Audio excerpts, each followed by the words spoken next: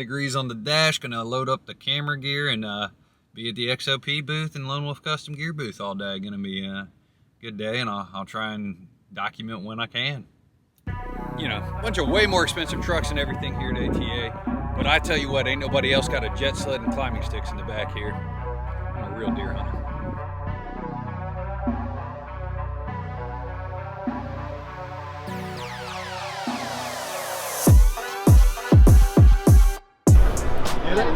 For you. Right there. This seat is for Mickey. Yep. And you designed it, didn't you, Brad? Or helped? What do we call You don't have to be bashful. We got a name for that yet? I don't know. It's a nice seat. Better seat. That's the color they're going to be right here. These are both prototypes. Neither one of them's crazy, clunky, and then we designed the first strong arm. Yeah. And I had that. I went and cut up a set of sticks in the afternoon and made a.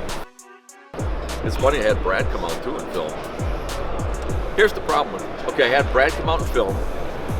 He didn't even get the kill on video. If I'd have been self-filming, it would have been the best, clear. Sure. I mean, you're just counting that the guy's going to get it, right?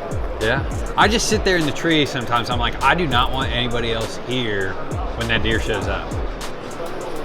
If we could make a 3-angled head, all with wide lenses, clamped right above your head, motion detection, so anytime something's going on, there would be at least filming 180. We could have magic in the trees.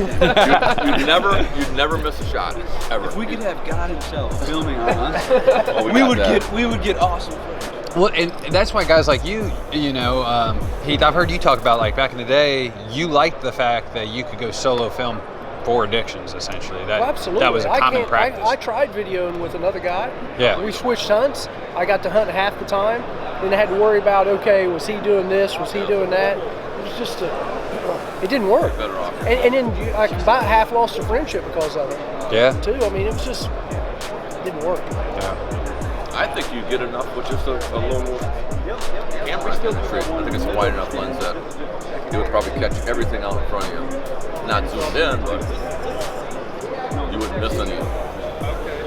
Put it on 2-second. Just to me, I'm more so overthinking it. I'm a fucking stupid, and I want to get that perfect shot, and I want to get cinema quality. No. And then I get caught up on, instead of just like doing the bare bones of filming, which is what you should do to be effective, I'm like trying to zoom, trying to, like, you know, get a nice tight couple focus. steps. Then I'm not hunting.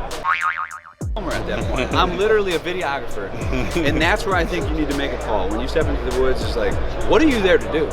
Yeah. Because I think if you're there to hunt, you need to be filming not filming second. You can always filming second. Well, yes, but you can always make the conscious the decision to yourself that I'm not going to shoot a buck if I don't have it on film. But you need to have the mindset. You need to take a videographer mindset out of it. You just are trying to get your film on kill. That's the only way to be an efficient person killing deer. If you're trying to create a bad, you're gonna fail a lot more times than you succeed. I think that was one of the biggest things I learned from Heath when you were talking about having the Tacticam or a POV cam on your bow, because at a given time, if you abandon ship on your main camera, it's got you at least pointed in the direction of the deer. I tell you what's scary is putting a Tacticam above you and putting it down on you, and just letting it run for like an hour and watch how much you freaking move. Yeah. I did that. I had one running myself. It was on a GoPro, and I watched that and I was like, holy shit, it's a wonder I see a deer. I'm moving too damn much. He's a stander too. Well, it's just like I'm moving my head this way, I'm doing this, I'm scratching my nose. I'm like, what the hell am I doing? So then you got to worry, you got to start thinking about all that stuff. Like, okay, if I need to scratch my nose, well, I just don't go like this. So you know, walking around looking. I just move a lot more than what I thought that I moved. Sure. Get a camera guy this year. Tree stand yoga. Don't worry about it. He'll film it. That's what I do. Yeah, I was right in the middle of a downward dog when the tent showed up.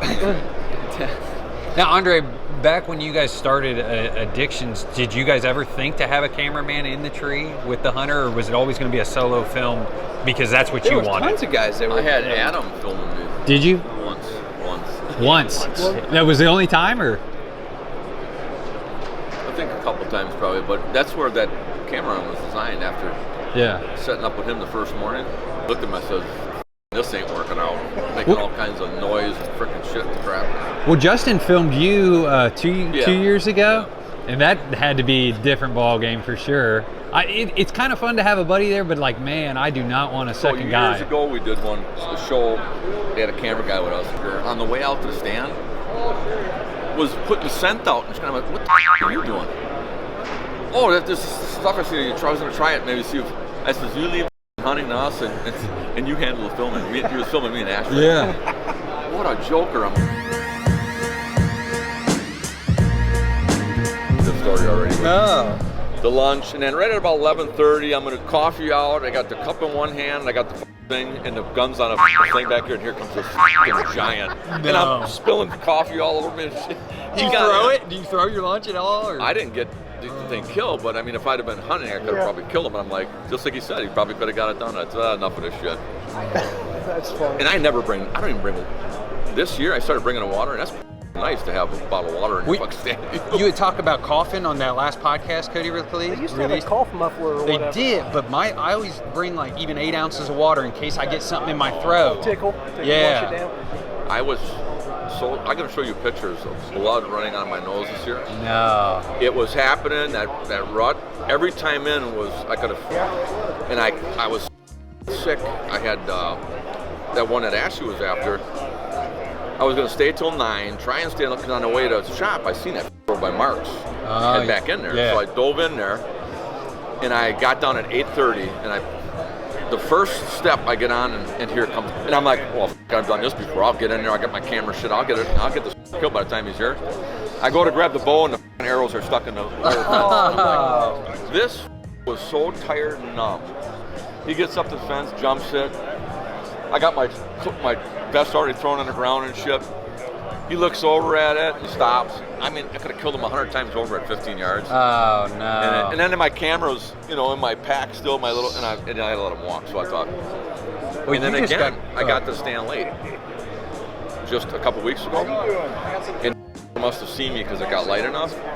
And he came down and he just was looking that way. He was wanting to come through that bottleneck in the rim. And he decided to cut across the creek and shit, and I'm like... Did you hear about Heath? He got cracked yesterday? It was Monday. Yeah, Monday. I was sitting there and I had a bunch of deer come through. And what happened was I wanted to stand up because of my profile, because the tree I was in wasn't very big. And so I stood up, and I usually sit down and I have my sidekick with my bow in it, which is perfect when I'm setting. But when I stand up, it's like way out. So I have all these deer coming through, and I'm leaning out to get my bow out of the sidekick. And as soon as I get it out and start pulling it up, I look over and he's at 50 yards staring at me. Looking at you. Yeah, but it was a bad setup because, like you said, stay out of their cone. I was dead in the center of their cone. Moved his head, and he just kind of turned around and went up and over the hill. On this little unit, Well, I saw you went to the doubles. I did. Care to comment? Yeah, so, I mean, I know I got a lot of heat for this because I'm Mr. Anti-Double, right? And, and it comes down to I was looking to field test some ways to do some different things with the studs for better grip. But the one thing that's been killing me, not killing me, but just trying to get a little bit more efficient, is the time it takes to attach 2 things onto the stand versus 1 thing, which the doubles stack to the center and the compact stack to the outside with the J-hooks. So I ditched the J-hooks and I wanted to see, first I actually took 2 compacts, put them on my seat with a bungee, and I liked that, but I didn't like how there wasn't a spot for it, which I may be working on. But I need things to be like even or like set. Like I could not go carry my stuff on one side of the stand. Like I just can't. It drive me nuts. And or even 2 sticks on this side, 1 on that side, I'd have to take 4.